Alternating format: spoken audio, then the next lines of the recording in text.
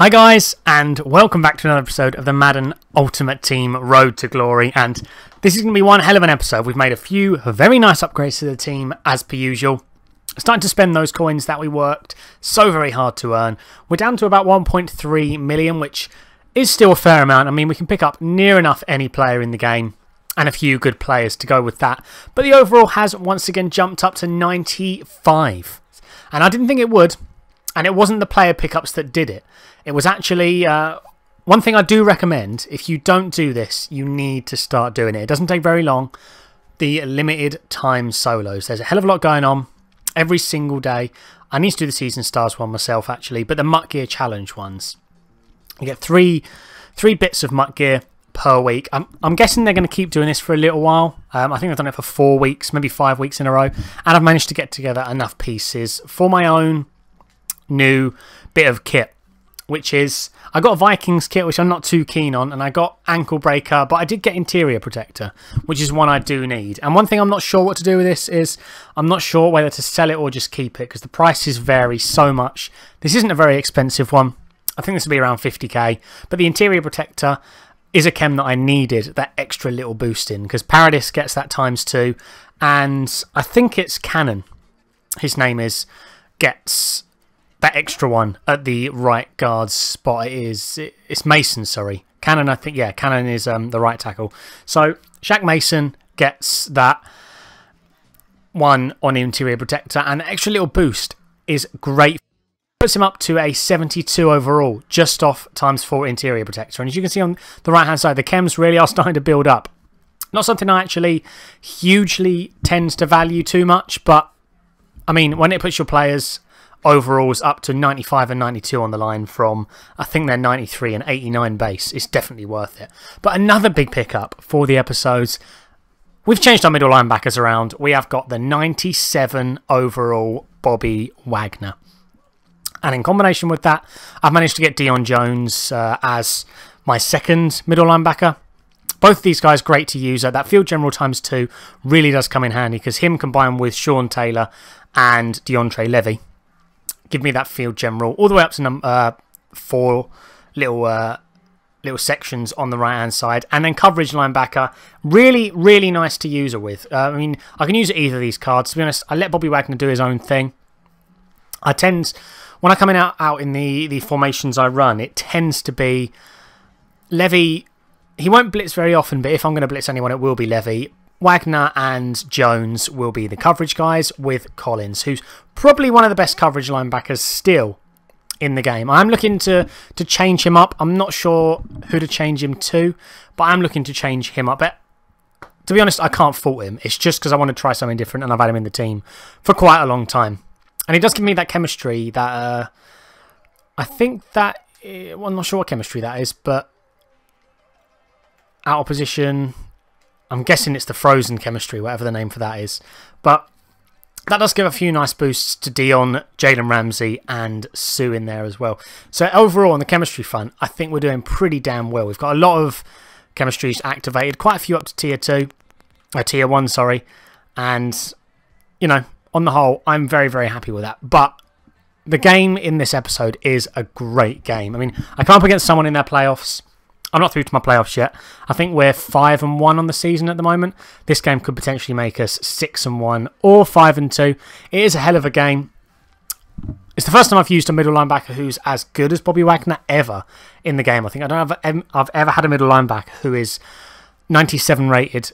Could go up to a 99 if I put Earl Thomas in there, and if I did keep Cam Chancellor. But Kraus, he hasn't been great for me yet. I'm still waiting for him to make those moves. I don't know if it's the formation I play. I go 4-4 at the moment, just because it's so good against the run, and it covers short passes very well. Deep passes, it's not great, but by the time, after about 2-3 seconds, the pressure is already on the QB, so they don't get the chance to go deep very often. And if they do, Kraus and Sean Taylor should be able to lock that up. So he's sort of there as a safety net more than anything. But for 400,000 coins, it's a very expensive safety net. So I'm thinking of maybe putting someone else in there. Not exactly sure yet who. I mean, I'll keep him for a little while, see how he plays. It's not to say he's not great. When it comes to passing situations, he is very good, and he is in the right place a lot of the time. But for now, if you have any recommendations on how for me to change the lineup, do let me know down in the comments. Also, any questions about the game, about anything, let me know and I can talk about them next episode. That's something I do want to start doing, and I haven't actually seen that many questions in comments. If you guys do have any, do let me know down in the comments. I'm hoping last episode when I spoke about how to make coins, that really did help you out. Also, drop a like on the video. Let's try and get the video to 20 likes. Subscribe to the channel, but for now, I will jump into some gameplay. So as I said, we're coming up against someone in his playoffs, so he obviously knows what he's doing when it comes to the game, and he has a fairly decent team. Obviously, his top 3 players aren't quite the calibre of what ours are, but he still has a fairly decent team, and he actually starts off with a run, so it's very much my sort of playstyle, you know, starting off with a run, getting things figured out, trying to make your opponent guess what type of plays you're going to go with and not being too pass heavy.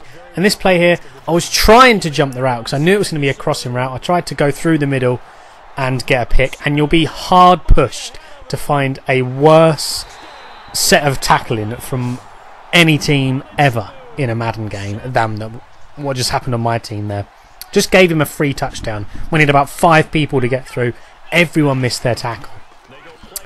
So obviously I was a little bit annoyed at that point. My line gives me so much time in the pocket there. Gives Julio the chance to get right downfield, but unfortunately he can't catch it over 2 people. You wouldn't expect him to, but you never know when it's Julio Jones. Nice, wide open over the middle there. I knew he was going to follow the tight end, and Alshon Jeffrey was going to be nice and open for a very big gain there. 20 odd yards I think that was, maybe even more. We're going to throw a screenplay into the mix, throw it just at the last second, and CJ Anderson is going to power through 2 people. A third comes along, he's having none of it. We get a very nice cut block on the right hand side, if you did manage to see that there. And CJ Anderson gets in for a undeserved, I would have to say, touchdown there. CJ Anderson's card did all the work. All I did was run in a straight line. He just got off about 3 or 4 tackles himself, which is phenomenal. Considering I was thinking of getting rid of him, he's making a hell of a case to stay in the team. But as you can see, my user is, I couldn't pick her out there. That's something I've really got to learn to stop doing. If they're going to crossing routes, one way, one the other, just stick with one. Because otherwise I'll be in no man's land like I was in that play. But luckily for me, DeAndre Levy comes up with a huge pick and we get the ball back. So it's 7 apiece. His offense hasn't shown anything great so far. To be honest, he got a 2-play touchdown, and then after that he's thrown a pick. Pretty simple pick, to be honest. He hasn't used any cheesy plays or anything. He's just gone with mesh plays. He's throwing crossing routes a hell of a lot, and luckily my linebackers are dealing with that, which is why I'm running with a 4-4 at the moment, because I'm coming up against so many guys who do that, and it gives you 4 linebackers to cover the short passing routes, and that really is helping me. We're going to try and utilise Steve McNair a little bit here, just sitting in the pocket, getting some very nice blocking from our O-line, and that inside protector upgrade on the kit really has given us a huge advantage on the O-line. They were phenomenal this game. I don't know if my opponent's D-line just wasn't that good, but they were unreal. As you can see it on play here, pushing, making a huge hole for me with Vance McDonald on the left as well, one of the best run blocking tight ends. And we get in for another touchdown with CJ Anderson there, who celebrates very deservedly in this game. Opponent has Cam Newton, makes a nice throw once again on the crossing routes, and what I'm going to do to try and counter that is I am going to man up one of my players, not sure exactly who each time, could be one of the linemen to one of the crossing routes. Once again, just a step off the pace. I need my users go into the right route pretty much every play now. It's just getting that extra step, getting it that extra second faster, so I'll be able to do that. Huge hit on Devonta Freeman there. I thought he was going to fumble, but I'm stuck on a lineman here. Little bit of lag, and Bobby Wagner makes his first huge play for the team. He's got a nice tackle in a bit earlier on, but he makes a ridiculous interception there. And to be honest, for me, if he can make plays like that, that is where he will make his money. Triangle wide open here, but I'm going to play it safe. I thought if I threw it to Julio there, or Alshon Jeffrey, I'm not sure who that was, he would have potentially not got it because there was someone covering back there. But we make a very nice play with Kelvin Benjamin, and McNair once again proving why he is the best quarterback I've used this year. He may not seem like he's worth all that money, but I didn't have to pay that much for him, so I wouldn't pay 700k for him just yet. But personally, I mean, I got him for about 150k. You can't go wrong with that. Going to take our field goal here, just make it a 2-possession game, because I'm still trying to work out my opponent here. I think my defence is just too much for him to handle at the moment. He's going to his stock plays, which is the mesh play, as you'll see here. Once again, I'm going to stick with on the left-hand side, try and jump the route, maybe a half a second earlier, or if he weighed not even half a second, just a split second earlier, I would have got a nice pick there. I'm going to follow the tight end and get a nice pick with Dion Jones there. Nice user lurk, and that is coming up to... I think if I score on this drive, it'll be game over. I know he's in his playoffs, but a lot of people tend to quit when it's a 3-possession game, and it will be becoming that if we score. But we don't. We get a field goal, and I'll take that, because if I can get another field goal, that'll put me in a very, very strong position in this game. So we're up 20-7. I know he's going to pass here, so I'm going in quarters, and hopefully we'll manage to get some nice picks. Wide open over the middle, and I was keeping note of that he threw it straight to the guy, the check down route over the middle. So I'm going to wait till he does that again, and then I will jump that route on the next opportunity. I thought he might potentially run it there, considering he has 3 timeouts. He doesn't pick up a big gain, and I'll take that. And as you can see, I knew he was going to take that check down route. We user it perfectly with Bobby Wagner, giving him that split second to think he's going to be able to get it. And CJ Anderson once again on the screenplay, making plays. And I don't know if it's just CJ Anderson. In the open field, he was phenomenal this game. But the line just seemed to play unbelievably well this game. I don't know if it's the new patch or something. The line just played so well. And I think that did give me so many more opportunities. As you can see, the line's not letting plays or blitzes come through very quickly. It wasn't engage 8 there, so someone was bound to get through if I'm only blocking 5. But on the whole, they were doing very, very well. Go for it on 4th down there, just because I thought if I don't, he'll be on his 8-yard line. I can send him pressure, hopefully make him panic, and he won't get it. And nice play action, wide open over the middle is Alshon Jeffrey, and he gets in for a very nice touchdown. And Alshon Jeffrey is also becoming one of my favourite players. I'm saying that about so many people in this team just because I'm loving this team at the moment. They are playing out of this world and getting a bit cocky here. Got Brett Favre holding the ball, and he's going to throw the perfect pass to Dallas Clark to give us that 2 points. He was not ready for that because there was no reason for me to go for it. But that does give us a very nice lead of 21 points in the game at the moment. And we're going to try and just chew clock here. To be honest, you never know when it's games like this. You never know if your opponent could just mount a huge comeback. And fortunately, you know, we're chewing clock. I don't think it's going to happen. If we get in field goal range, it's definitely game over.